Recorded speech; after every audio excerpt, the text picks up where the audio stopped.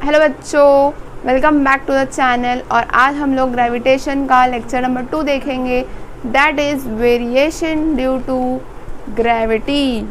So my name is Urusha Shaikh and let's get started with the video. तो variation in the value of जी।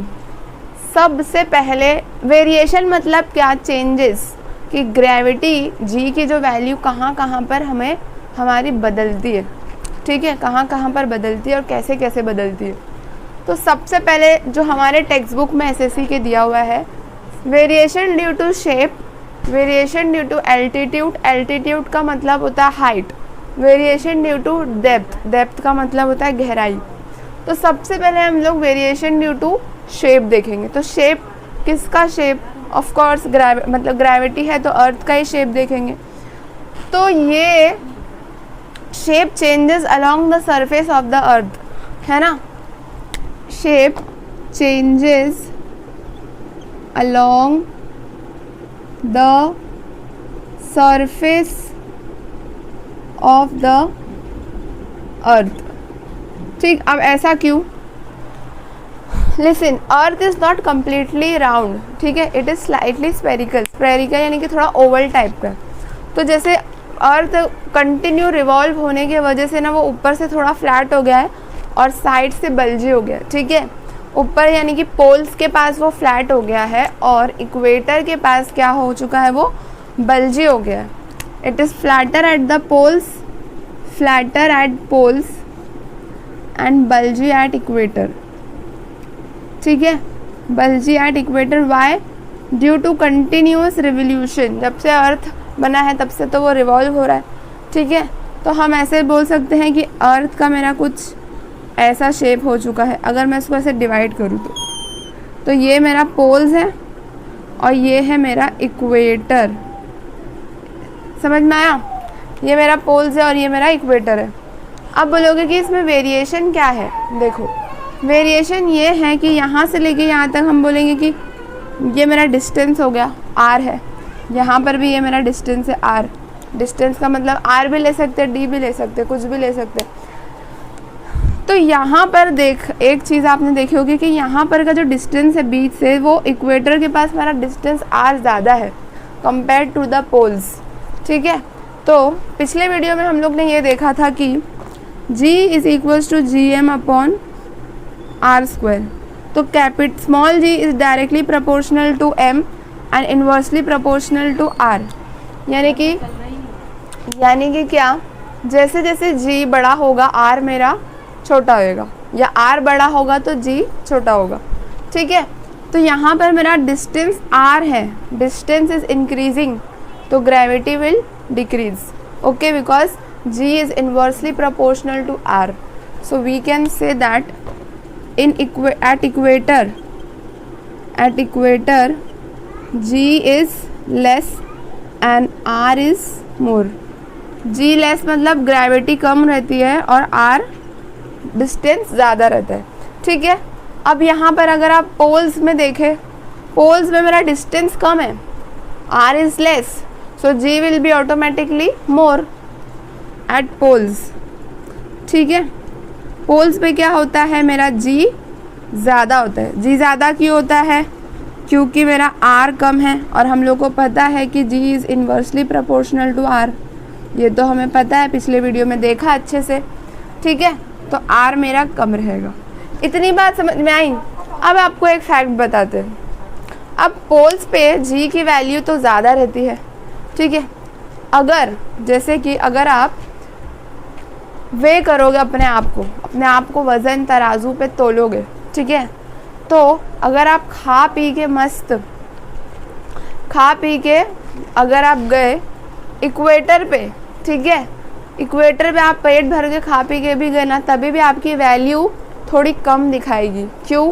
क्योंकि equator पे जी की value, जो gravitational force है, वो कम रहती है, जी की वैल्यू कम रहती है, ठीक है। इन द सेम वे अगर आप स्टार्व करके बहुत दिन से आप नहीं खाए हो और फिर भी आप पोल्स पे जाके पोल्स की तरफ अपना वज़न, कांटे पे अपने आप को वज़न करोगे, तो आपका जी जो मतलब आपका जो वज़न रहेगा वो बढ़ा हुआ दिखाएगा। क्यों? क्योंकि पोल्स पे ग्रेविटी की वैल्यू ज़्यादा रहती है, ठीक है। इतनी बात समझ में आई? तो ऐसे अगर आप समझोगे तो आपको ज़्यादा समझ में आएगा, और ये डायग्राम बना के भी आप समझ सकते हो। ठीक है, तो ये एक वेरिएशन हो गया ड्यू टू शेप। तो ड्यू टू शेप में हम लोग ने क्या देखा कि पोल्स पे ग्रेविटी ज़्यादा रहती है, इक्वेटर पे कम रहती है। ठीक है, तो अभी हम लोग को पता है जी की ना जो वैल्यू होती है स्मॉल जी की, ये पोल्स पे है और ये इक्वेटर पे।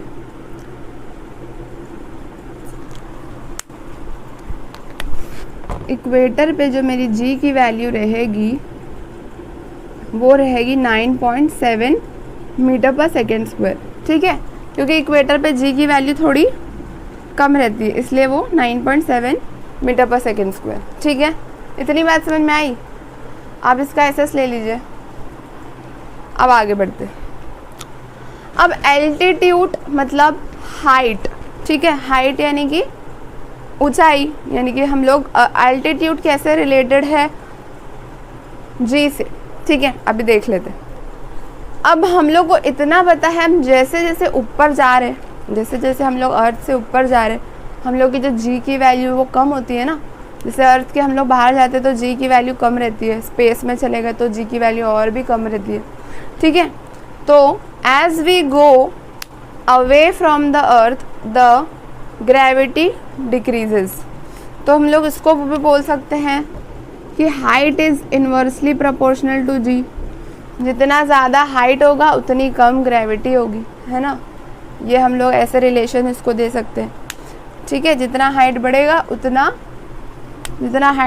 उतना जी कमेगा, जितना हाइट कमेगा उतना जी बढ़ेगा। ठीक है, आप ऐसे लिख सकते हो आपके अंडरस्टैंडिंग के लिए। अब देखो, जैसे ये मेरा अर्थ का सरफेस है, इसमें मेरा जी की जो वैल्यू है ये 9.8 है। ठीक है, अगर मैं थोड़ा ऊपर गई, जैसे मैं गई ऊपर माउंट एवरेस्ट में गई, मैं किस में गई, माउंट एवरेस्ट में मैं चली गई। तो माउंट एवरेस्ट तो अर्थ से अच्छा खासे ऊंचाई पर है, तो वो ऊंचाई पर है तो इसकी जो जी की वैल्यू वो कम जाएगी। कितनी कमेगी? 9.8। जैसे जी की वैल्यू यहाँ 9.83 है तो यहाँ पर 9.8 हो जाएगा। समझ में आया? माउंट एवरेस्ट यहाँ इतने ऊंचे गए, अगर हम लोग और ऊपर गए, जैसे कि पैराग्लाइडिंग में गए, पैराशूट के में चले गए। ठीक है, ये मेरा पैराशूट है। ठीक, तो हाईएस्ट पैराशूट कितना गया होगा? 35.5 किलोमीटर हाईएस्ट पैराशूट का वो जो है वो गया है। तो इसमें जो जी की वैल्यू होगी, इसमें मेरी कितनी होगी जी की वैल्यू? इसमें जी की वैल्यू होगी 9.77 मीटर पर सेकेंड स्क्वायर। ठीक है, तो ऐसे ही करते करते करते करते एक पर्टिकुलर पॉइंट आप ऊपर जाते जाओ, जी की वैल्यू कमते कमते कमते बहुत कम हो जाएगी। तो हाईएस्ट मतलब मैं दूर जा रही हूँ मेरा कम्युनिकेशन सैटेलाइट पर। ठीक है, किस में जा रही हूँ मैं? कम्युनिकेशन सैटेलाइट पे जा रही हूँ।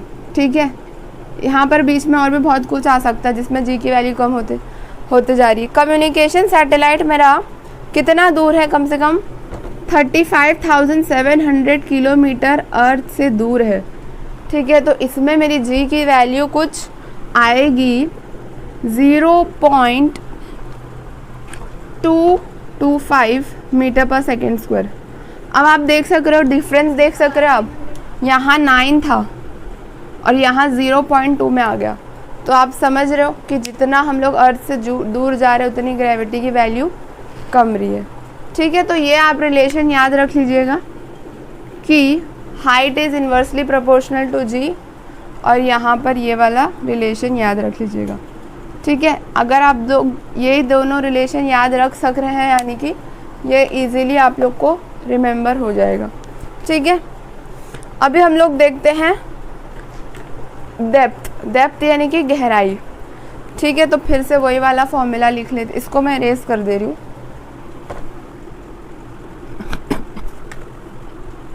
ठीक है, अब देखिए डेप्थ का केस थोड़ा अलग है, ज़रा ध्यान दीजिएगा।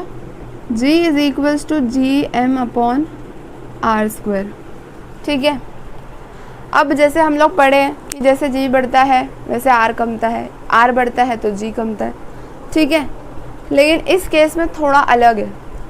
अब when a person is going inside the earth, मान लो अगर वो जा रहा है, ठीक है, ये है मेरा अर्थ, ये मेरा पर्सन है, अब ये अर्थ के अंदर जा रहा है, ठीक, अब ये अर्थ के अंदर जा रहा है तो ये डिस्टेंस कम रही है।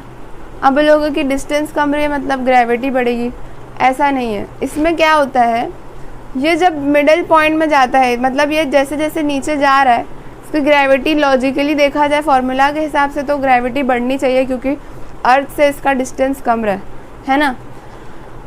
लेकिन ऐसा नहीं होता है।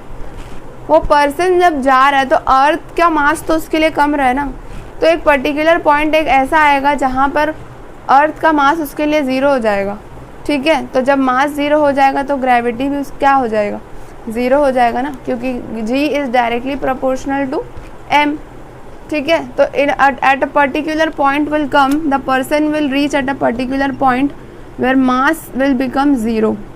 उसका जो मास रहेगा अर्थ का, उसके लिए अर्थ का मास ज़ीरो हो जाएगा, ठीक है। ऐसे ये हाइपोथेटिकल सिचुएशन है। और g भी अगर mg यहाँ पर बीच में वो खड़ा है तो ग्रेविटी भी उसके लिए ज़ीरो हो जाएगी, ठीक है। तो therefore as we go inside, deep inside the earth, g is equals to 0 and mass will also become 0, ठीक है, because g is directly proportional to m। इतनी बात समझ में आई, ठीक। तो ये था हम लोग का वेरिएशन ड्यू टू ग्रेविटी। अगर आपको वीडियो थोड़ा भी अच्छा लगा होगा तो please hit the like button, like share and subscribe. Thank you.